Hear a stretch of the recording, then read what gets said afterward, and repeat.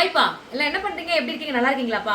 வெற்றிலை தீபம் போடுறது எப்படின்னு இப்போ வரைக்கும் நிறைய பேரும் கேட்டுட்டு தான் இருக்கீங்க. ஸோ தெரிஞ்சவங்க ஓகே, தெரியாதவங்களுக்காக இப்போ நான் செஞ்சு காட்டுறேன். நீங்களும் இதே மாதிரி பார்த்துட்டு எப்படி போடணுமோ போட்டு பாருங்கள். வாங்க நம்ம போகலாம்.